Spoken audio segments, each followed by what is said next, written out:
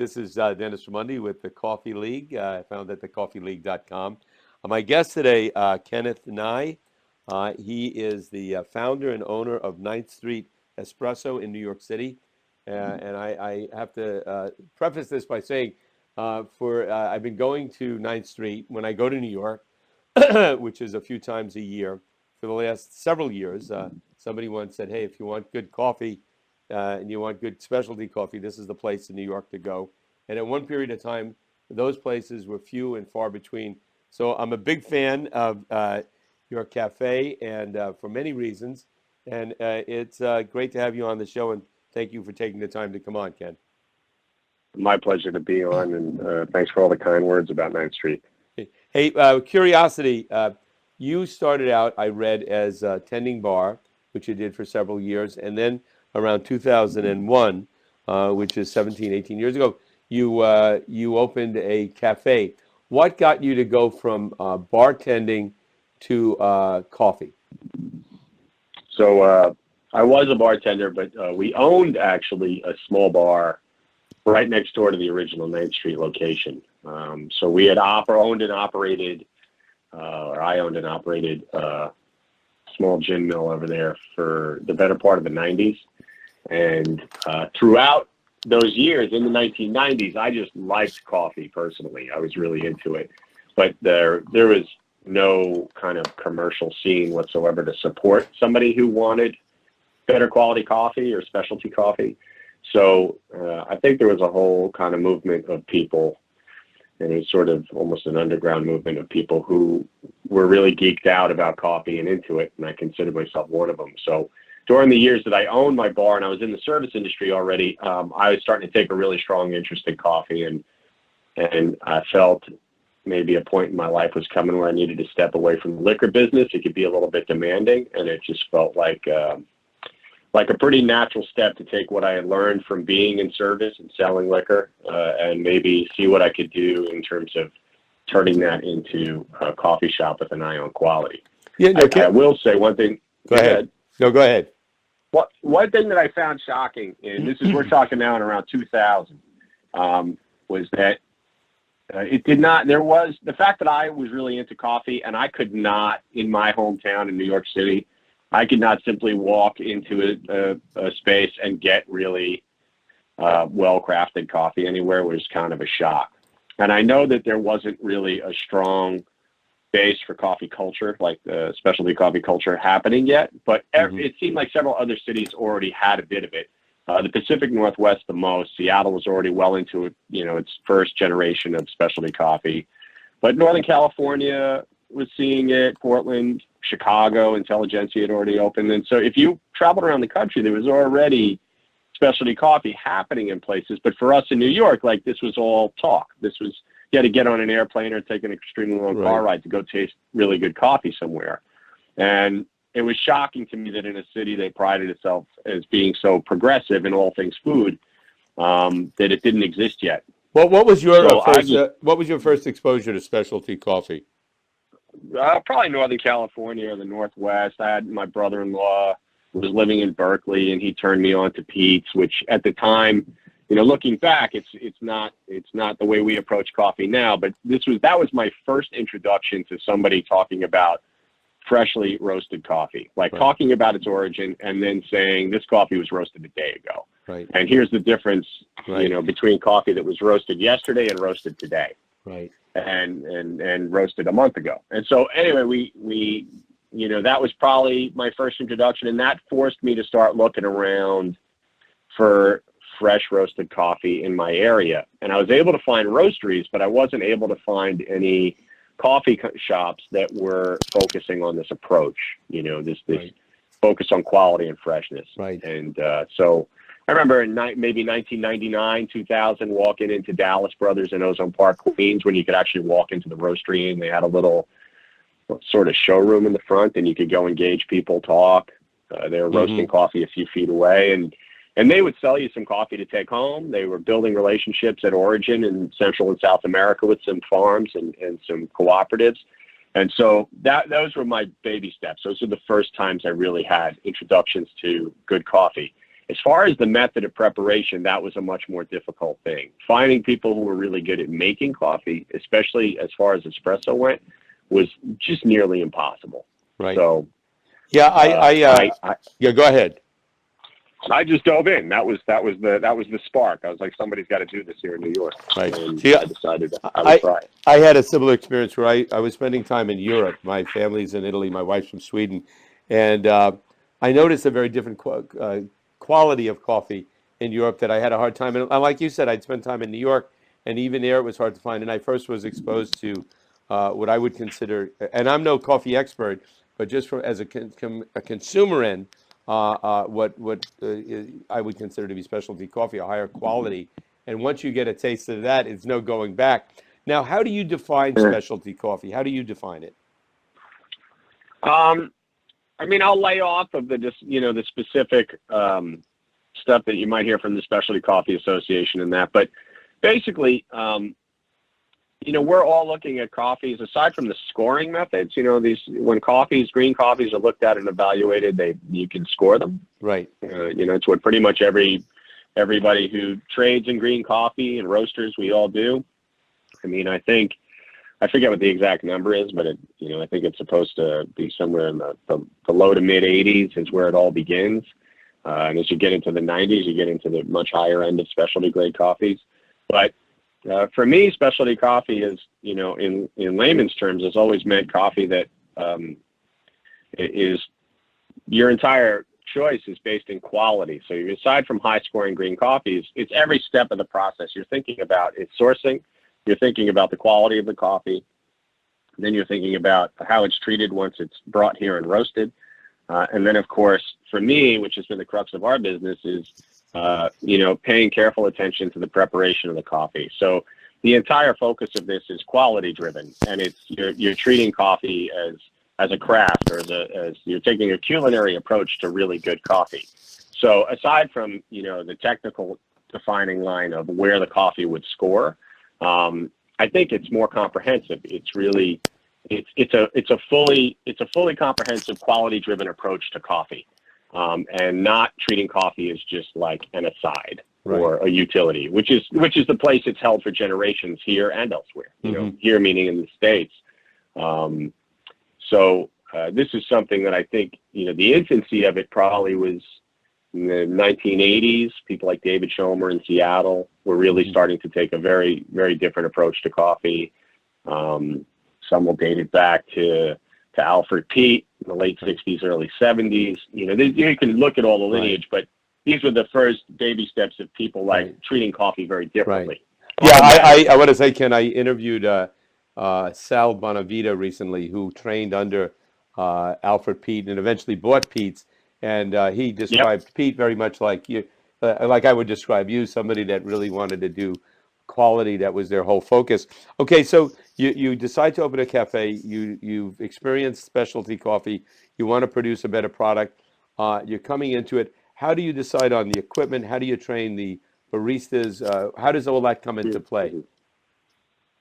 Well, it was interesting for us because if you think back to what was going on in 2001 or so, we were kind of flying blind. We could look to companies in maybe Seattle or so that were already doing it for a minute and try to emulate what they were doing. We could go visit them, taste their product. We could look to Italy. We could just try to figure it out. There's a couple of books in existence at that point in time already. Schomer had written a couple of books that really took a different approach. You could read what Ernesto Elli was writing, but we were on our own. That's the bottom line. In 2001, I had nobody to apprentice under. I couldn't go work down the block at somebody else's shop for a year and be trained and learn. So it was really an interesting moment, and I don't think too many other people have had that experience that are involved in the retail end of specialty coffee now. We were self-taught. I rolled up my sleeves. I was really infatuated with, at the time, I thought I have a deep love of all things mechanical, things that float, have wheels, whatever it is. I love them all. And I really fell in love with some of the older espresso machines. The Fiamme E61 really turned me on. Its history, the way it worked. So I was able to acquire one within the first year of our business. And I think at the standard at that point in time, if you went to Seattle, was already to run like a La Marzocco double boiler machine. I skirted that, and I went my own way. And I put a lot of effort into learning how to use it and how to maintain it. And we were self-taught. There was myself and a very small group of people that were equally passionate, working shoulder to shoulder with me at the original store. And we all just made coffee obsessively. In the first year, I wouldn't be surprised if 25% of our coffee was just made from learning. We trained with it. We didn't even sell it. And we learned how to make really great coffee. And it gave us a really cool advantage that we weren't emulating somebody else's cup or method.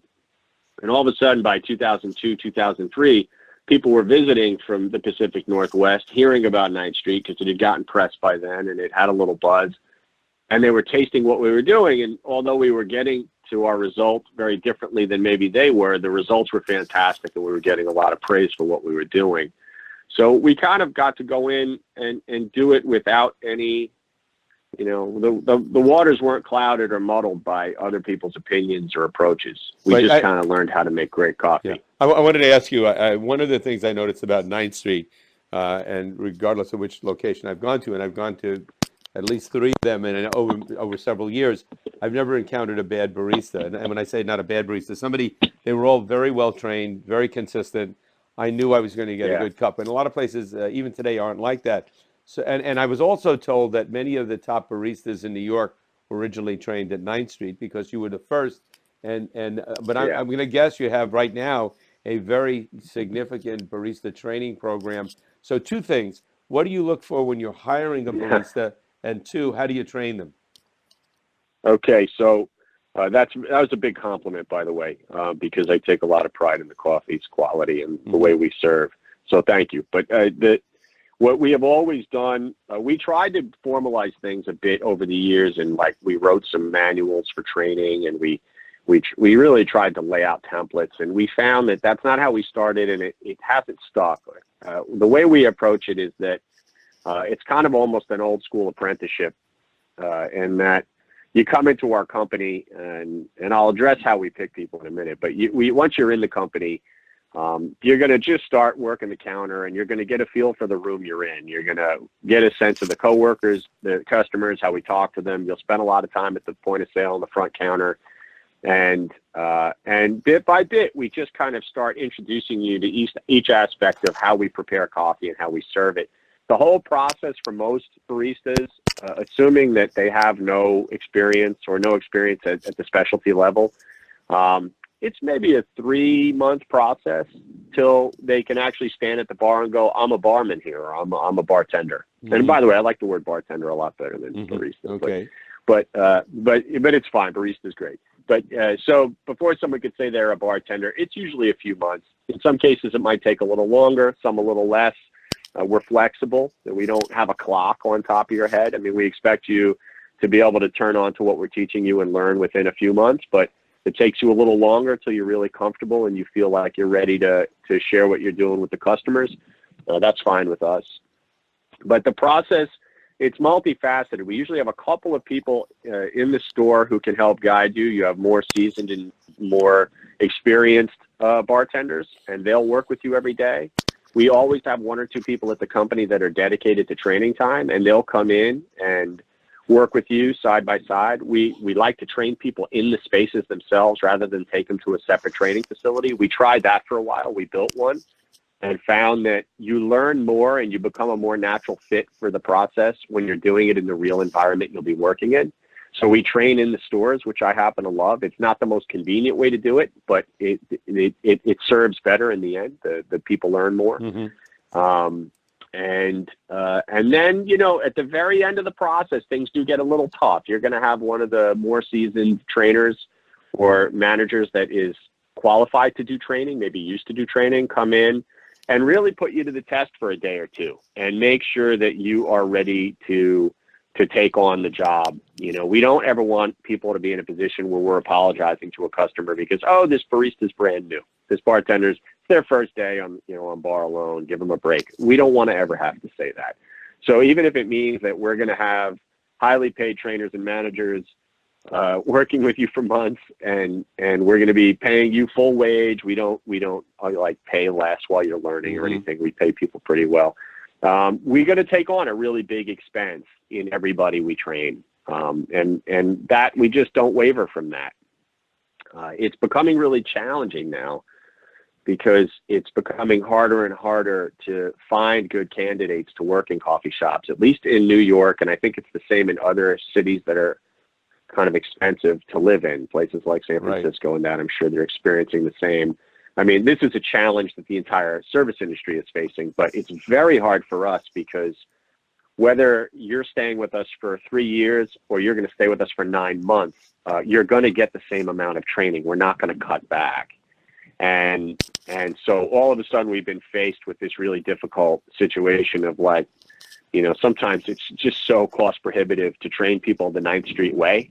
Right. And then realize that people are transient and they're leaving quickly. But that's a business problem more than it is a quality control problem. Let me ask you two questions. Getting back to what do you look for? Somebody comes in off the street and wants a job as a bartender or barista. What do you look for? And also, I'm assuming you get a lot of people that have been baristas elsewhere, and do you have to untrain them, or do some of them come in tremendous to begin with? So those two things. So we see. I'll hit all of it. So what we look for when people walk in the door is right away. We just want to see people that feel like they are first and foremost into it. You need to like coffee, right. And we can smell a lie from a mile away. Right. So everybody's going to tell you they're into it, but we need to get a sense of the fact that you really like the product, because I firmly believe that when it comes to coffee and certain other things in the food and beverage world, there's certain places where you can't fake it. Right. And if you don't love coffee, you shouldn't work in a specialty coffee shop. And if you don't love great beer, don't work at a brewery. Right. You know, like that's just, these are rules. So we look for that. We feel it out. And then we look for people that seem to have just generally a nice vibe and look like they can combine the requirements of this job, which can be very demanding and stressful at times, and you know, the repetition, the physical end of it. There's a lot of challenges, and maintain that kind of sense of hospitality. And that's a whole separate conversation, but that's something that Ninth Street sucked at in the early years. We never had an eye on hospitality, nor did anybody in specialty coffee. We were an industry that had a reputation for being ornery and rude and condescending and lecturing and everything else. And, you know, I think we've all hopefully are maturing to a point where we realize how incredibly important hospitality is. And so I take that seriously. So I want to see all of it. I want to see somebody who loves coffee, has a good attitude, looks like they'll be able to maintain a good attitude and a sense of hospitality throughout the process. As far as experience, if you have some service industry experience, I don't care if you were a runner at a good restaurant or anything, that really helps, because that teaches you about the environment you're stepping into, and that's hard to teach. As far as coffee experience goes, in the old days, meaning go back a decade, we did not want people that came from other coffee shops. I wanted bartenders. I wanted food people. I didn't want coffee people, because there was nobody making good coffee anywhere. Right. And pretty much it was double the work. Everybody had to be untrained if possible. Some people can't be untrained and deprogrammed, and then retrained. And that's expensive and it's difficult. And after a while, it gets to be tedious on trainers too. Yeah. But now, fast forward to current day, there are a lot of companies out there that are doing very good coffee work. It's now part of the mainstream to expect good specialty grade coffee served in almost every community. And so now you do have people that have good training, good understanding and knowledge, and we're happy to take them in if they're nice and they're willing and open enough, if they have the maturity and the ability to open themselves up to slightly different approaches. Because I will say that Ninth Street, although we have definitely created some trends and set some parameters for the industry, we don't follow every other one that comes down the path. I feel that there are a lot of trends happening in specialty coffee. Every couple of years, something new comes about, and we don't always jive with them. We don't always think they're the best decision for serving great coffee. So sometimes people still do show up with a lot of knowledge and a lot of experience, but they have a lot of preconceived ideas about what's better and worse and what's right and wrong. And if you're open-minded enough to kind of learn the Ninth Street way and think about how we approach coffee, then come on aboard. You'll do great. Right. But if you're going to come in and huff and puff because we don't want to do what you did in your last shop, it may not always be the best fit. Now, one thing that's fascinated me is the culture that grows up around coffee. In your cafes, is there a particular vibe you want to give off, a particular culture you want people to experience when they come into the cafe? Yeah, it's no pretense. Really fantastic coffee with no pretentiousness. Well, let me follow up now, because I want to say something about your menu, which amazes a lot of people. I think it's great. I think right now you have 4 choices: hot coffee, cold coffee, espresso, and espresso with milk. Is that right? None of this 19 different choices. And yeah, so did that evolve? Or was I'm it always so like proud that? of that. Yeah. It's the single thing I'm most proud of in terms of where we've taken Ninth Street. So, Ninth Street, if you look at it over the years, we started, in 2000, I didn't know what you're supposed to do. I figured you have to have a lot of food and you got to have a menu with 40 things on it. We started like everybody else. And so that's in 2001. And then, by 2002, I started getting all the food out of the way. 2003, I didn't want to deal with it. I realized people loved us for coffee and not this other stuff that we're not great at. We're great at the coffee. We're just okay at everything else. So stop doing it. But each year of our company's existence, I fine-tuned what we do more and more and put more and more focus into what we're really great at and what we're there to do for you. By 2006, I think, we said enough. All this bullshit that we didn't, excuse my language, I hope I can speak freely when I talk to you. Great. So, we were really, and this is, you'll hear my voice change. I might curse a little because I get very passionate about this whole subject. The menu is everything. So by 2006, the internal discussion amongst baristas, even if there was only 6 shops in New York, our community was saying, this is ridiculous. We don't want to serve these quote unquote cappuccino in a 16-ounce cup. We don't want to mix decaf and regular espresso together. It destroys the drink. We can't make things extra hot or extra cold. We can't do foamy or not foamy. None of this stuff is real anymore. We all had learned and evolved at that point to where we knew internally that there's basically a better way and a worse way to make this product. And it doesn't have that flexibility to meet the requirements of these extensive menus. So do we keep lying to the customer and giving them what they think they want? Or do we start kind of respecting the product a little bit more and fine-tune the menu to reflect the good work that we do? And I was the first at Ninth Street to take the step. And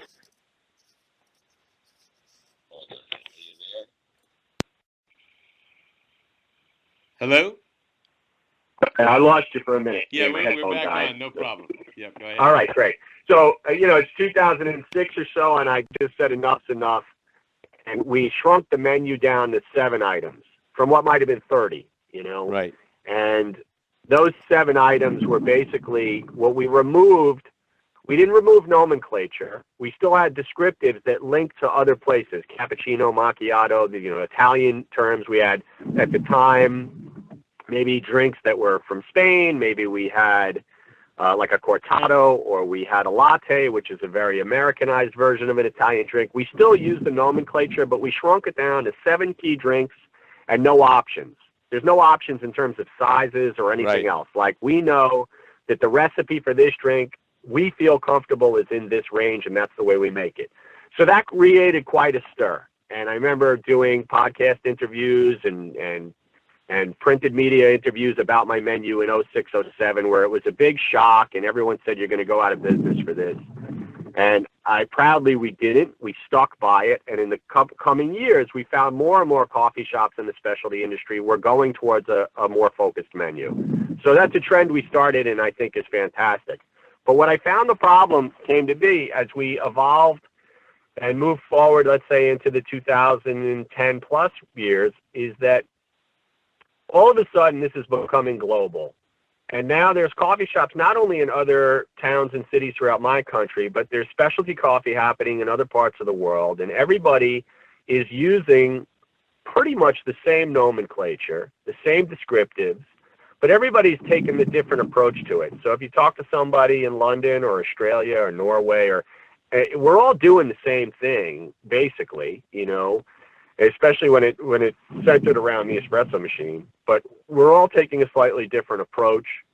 And all of a sudden, it was leading to a lot of confusion at the point of sale, where people are showing up at the bar and saying, I want a Gibraltar, which is not a real thing. It's a drink named after a glass. Right. It's a foolish name. I was a barman. I owned a bar. Right. We had Gibraltar glasses in the 1990s because they were really well-made rocks glasses. Mm-hmm. So it's not a drink. It's a glass. You know, there's the flat white versus the latte versus a cappuccino. And what are all these things? All of a sudden, it becomes muddled. And now you've got customers trying to school the baristas and tell them, well, where I'm from, this is what we do, and I want this, and you didn't do it right. And there's all of this shit happening at the counter all the time, which led to a lot of negative energy at the point of sale. The whole thing we're trying to get away from. We don't want any more arguments. We don't want to say no to the customers anymore. We just don't want that happening in coffee the way it had been 10 years earlier, just because we were all snobs telling people no to these ridiculous drinks they wanted. So we went full circle, and all of a sudden we're back in the same spot where we're having negative interactions with our customers. And it's all about this nomenclature issue.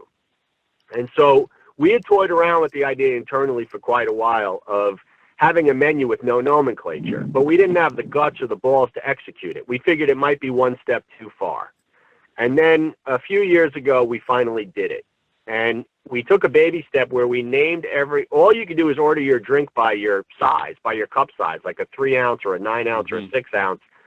And then whatever went in the cup came out of a conversation. And now what we've gone to, and even that, all of a sudden people used the label of a 3-ounce to describe a specific drink. And we didn't even like that. Mm-hmm.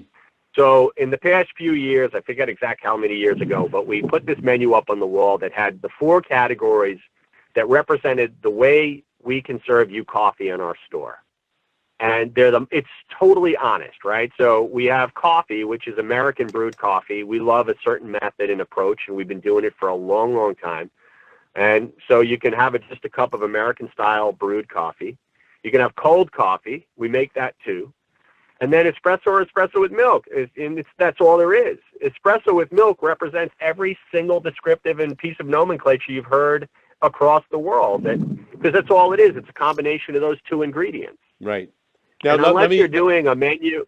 Yeah, go ahead. Let me ask you another question.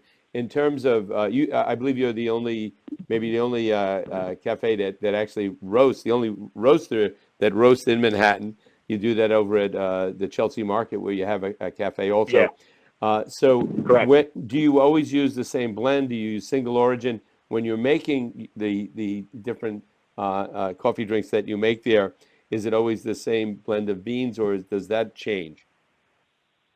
Okay, so that's another thing that I think is a uniquely Ninth Street approach to coffee, mm-hmm. which kind of bucks the current trend of constantly changing single origins. Right. I'm a big believer in consistency. Mm-hmm. I like it in my own life, and I think my customers relate to it quite a bit. So approximately 85 to 90% of all the coffee I buy every year is sourced from one group of farms in one region. We have a relationship with them, and we are able to go at harvest time every year. We go to the farms. Our roaster, our quality people spend time there. We select a few varietals, maybe 1, maybe 2 or 3, and put them together. And we create a proprietary coffee at origin that then becomes our standard offering on the bar for the duration of its life. And in the case of this particular set of coffees we like to buy from these farms, they're so well processed and packaged that they pretty much can last as a green coffee for the entire season, the entire year until we hit the next harvest. Very few coffees in the world can achieve that, but ours can, and I'm super proud of it. I also pay dearly for it. but it allows us to execute a level of consistency in what we do that I don't think others achieve. I think it's one of the biggest differentiators between Ninth Street and everybody else. So we're not, we love to call our coffee project. I don't call it a blend or anything. It's Alphabet City. We've been serving things under the name Alphabet City since probably 2003. And to me, Alphabet City is an approach. It's the way we want coffee to present on bar. And it might come out of a single varietal. It might come out of 3 or 4 varietals blended together. It's going to always change. With the goal, though, is to always have a very similar type of experience in the cup for the customer, and to provide that level of consistency so that people know what they're going to experience. If you had great Alphabet City and a great experience in the cup on our bar last month, I want you to have it again now. Mm-hmm. And I think when companies get too caught up in constantly revolving micro lots of coffee as their bar offerings, you lose that. And I think that I'm not saying there isn't a place for it. 15% or so of our purchasing every year goes to very, very small lots of coffee that we sell to customers to enjoy at home, and sometimes we'll drip brew it in our bars.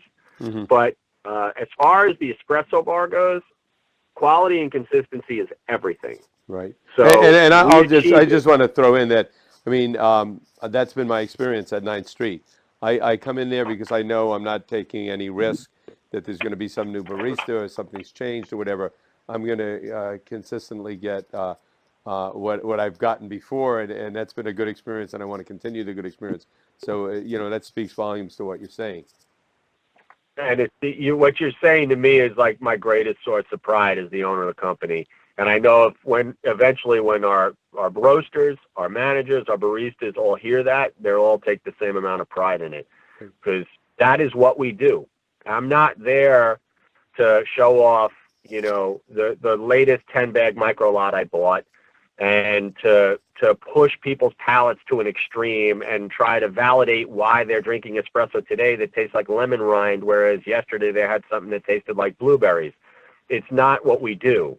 And I don't think the majority of the coffee drinking public do relate to that. Right. And I'll tell you, the one testimony to that, there was a writer from the Times a few years ago who called me up, and I've talked to him a few times, and he said he was doing an article trying to gauge in all of these espresso bars that are up everywhere now, with these incredibly expensive, high-tech espresso bars happening. People are buying very expensive equipment.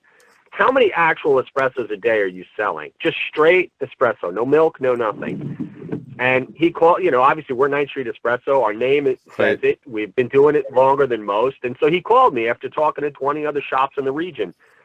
And he said, so how many espressos are you selling a day? What do Americans come to you to drink? I was in the Chelsea Market Bar, and I said, let me just pull up a Z. Like, you can hit the register and get a Z report. And I said, let's see what we sold today. And I think the number that day was somewhere in the 130 range at that point in the day. It was the afternoon. We had sold 130 straight espressos, not including all these milk drinks and everything else. And he called bullshit on me. He said, that's not possible. And I said, well, I've never lied to anybody about anything like this before. So come to the store tomorrow and look for yourself. And he did. And he came down, and I pulled a register report at that point in the afternoon. And lo and behold, there was another 120 some odd espressos by that point in the day. Wow. And he was in utter shock. And he said, I've been talking to all of these other famous espresso bars around the city that, have award-winning baristas that compete, and they have the best equipment. They're serving 10 espressos, 7, 15, 2. Like, the numbers were staggeringly low. And then I looked at these companies, and I'm like, oh, well, what they all have in common is they're not sourcing proper coffee for espresso, and they're not serving what customers want to drink. They're serving what baristas want to talk about. Right. And this is going on all over the world, by the way. But it's definitely going on here. So I found it kind of hilarious, but it was really validating. And it was that moment where I looked at our team and I said, we're doing the right thing. This is why we source and select the coffees the way we do, and we skirt some of these current trends, these latest, greatest trends in how to source and sell coffee. And what we're doing is making our customers really happy. Right. We're giving them a product they keep coming back for, not only in a given week, but sometimes in the same day. There aren't many coffee bars where I watch customers drink an espresso and they go, holy shit, that was so good. Can I have another? Right. Ken, I got a couple of more questions for you before we close. And one is, do you still visit all your cafes in New York every day? And if so, what do you look for when you go in? Too much to do. Yeah. No, I don't go every day. And I mean, it's an honest admission. I wish I did, but I moved out of the city a couple of years ago. Mm-hmm. So I'm semi-absentee. I'm driving distance or train distance, but I'm not I don't live in the city anymore. In the early days of coffee, we didn't make enough money. I still barely do, but we didn't make enough money to have a nice, I couldn't go get a nice 3-bedroom townhouse in Manhattan for my family and my kids and my dogs and everybody else. So we had to move slightly outside of the city, Right. and it makes it a little challenging. But I am in the city every week. I come and go randomly throughout the week. And rather than go to every store on every visit, I rotate, and I'll just say today I feel like checking out what's going on at Chelsea, tomorrow at Gowanus. Next week I'll hop in and I'm going to check out 56th Street, and I'll be around the East Village a lot. So I hop around and I do visit. And when I walk in my stores, aside from the boring list of stuff that every service industry owner does, which is the place in order? Is it feel clean? Is everything working? Does the air conditioning feel right? Those things are built into us, and I sense all of that the minute I walk in the door. But I'm looking for my baristas to be in a good state of mind. I want the vibe to feel nice. Like, I want to make sure that it just feels right when I walk in the door.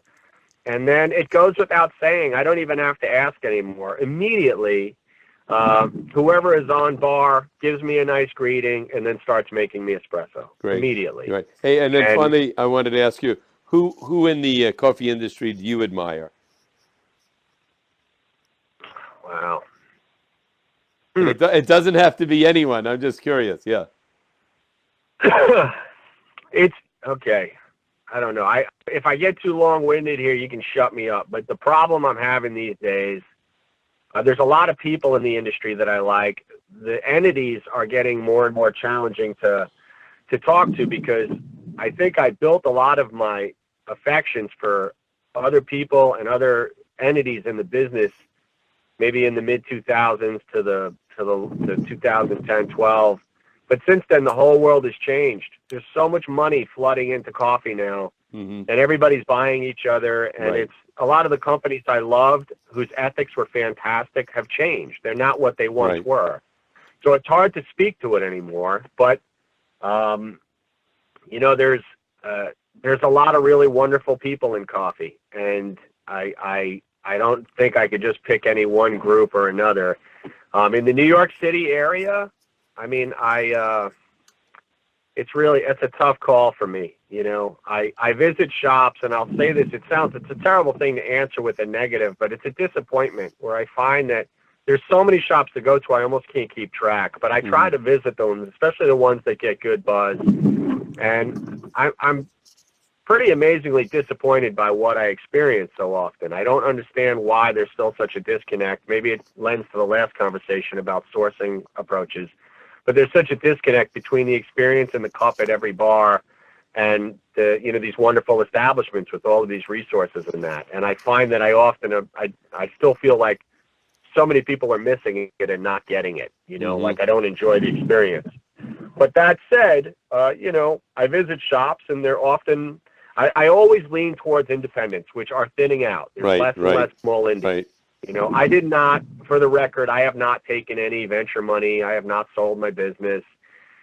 This is still, even though we have 6 or so locations and we're trying to do a couple more, I own it. I run it with a couple of people that are very close to me. And we have turned down all the buyout deals, the mergers, the venture deals. I'm not saying that'll always be the case, but we're like entering the last man standing phase. Right. For a mini chain that hasn't taken money. So many of the companies that I loved 5 years ago aren't those companies anymore. And I won't name them because I don't want to speak negatively of them in the current. But, over the years, there was companies that really did wonderful things for me and helped me learn. Companies like Intelligentsia or Counterculture. These are big entities. And, they, in the point they were at then, when they were still owned and operated by their original founders, they were very welcoming to me. They opened themselves up to me. They let me learn with them. They let me learn how to cup, how to source, what roasting really was to them. And they let me in very close, and more so than I think most people have ever had an opportunity to do. And I'll eternally be grateful to those people, the Doug Zells and those kind of people, for sharing that with me and letting me evolve to where we are. So, these are people I think are great. I don't know. You mentioned people I admire. I think one of the nicest people I've ever met in coffee is Joe Monahan at La Marzocco. Mm-hmm. He's just the most awesome guy. If you need to talk to somebody in the equipment end of things, he's just so nice. Great. Fantastic. Been in it forever. He's a great guy. Great. But in the immediate, yeah. you know, any independent that isn't full of shit. If you make great coffee and you mean it and you love it and you're passionate about it, right. I'm going to respect you. Even if I don't like your coffee and I don't like your approach to coffee, it doesn't matter. I'll respect that because we're a dying breed. Right. You know, it's becoming a very expensive world that's hostile to small, independent, quality-driven people, you know. So I love anybody that takes that approach. Right. Hey, one final question for you, and that is your logo, the floating cup and flag. How did that come about? Former barista manager, friend, guy used to work for me. We were all joking around. We got written up in an article many years ago. It's probably mid-2000s. This was in the heyday of us not being the nicest guys, where we were labeled the coffee Nazis. And I didn't love that at all times, but we definitely lived up to it. But another guy wrote a long article that was centered around us being the pirates of coffee, because at that point already, I think people were starting to polish the game a little, and we weren't. And so, I don't know, he thought it was really funny that we were called pirates, and he drew a little picture of a pirate flag, and he put that cup floating in the middle of the flag. And we all looked at it. It was literally drawn on a napkin.